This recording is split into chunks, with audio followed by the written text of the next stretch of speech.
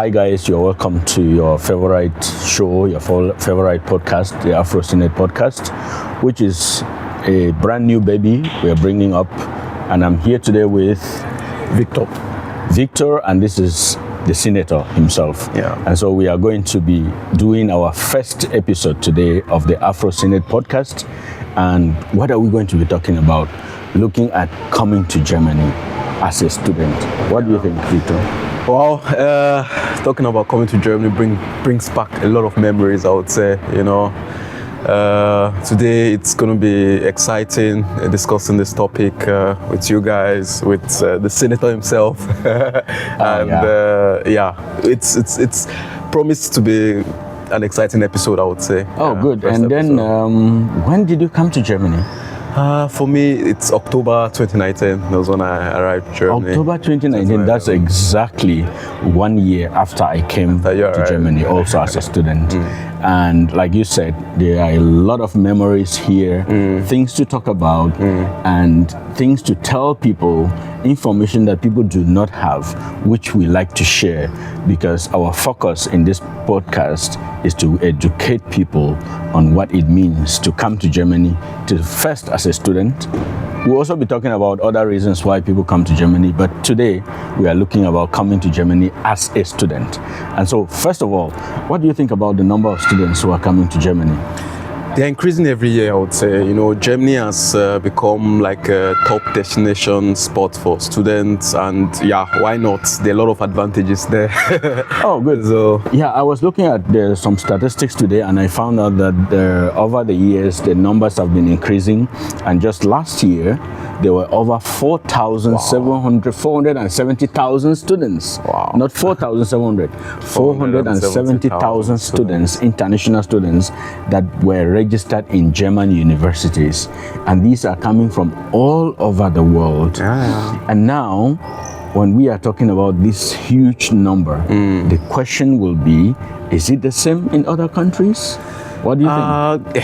I can say specifically about the UK, for example. I know the percentage is dwindling, especially from Nigerians going to the UK. You talk about inflation, you talk about the high cost of living. So I think that makes Germany, in relations to other countries, a nice destination spot. The education is top notch, I would say, from my experience.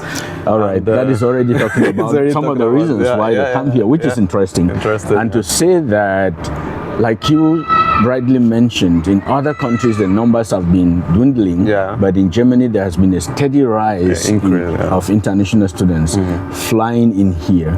And now, talking about some of the reasons why they come here, you already mentioned one, like the education system is still very firm, and people trust the education system in Germany.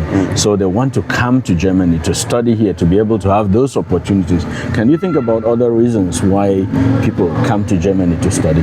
I think a second very good reason would be the relatively or comparatively cheaper cost of education, I would say.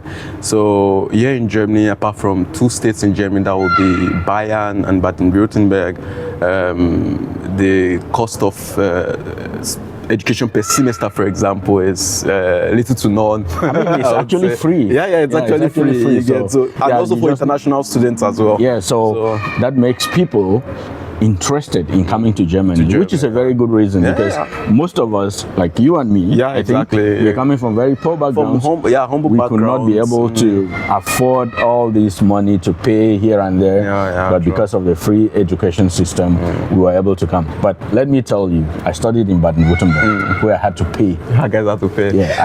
I can tell you, in my city, I studied in Sachsen-Anhalt, in Magdeburg to be precise.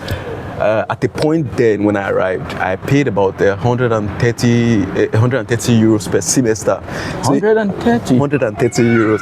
If you compare that to the amount a university student in Nigeria will pay, I was actually paying less here in Germany to study as I was paying back home. Exactly. So that was. But then I was paying 1,500 in Baden-Württemberg. Wow. Yeah, but that's fine. It still explains the fact that comparatively is cheaper cheaper, than even in Africa. So people want to come here. And then talking about Germany attracting international students, we also think about the fact that students have the opportunity to work while studying. And I'm sure you have your own experiences.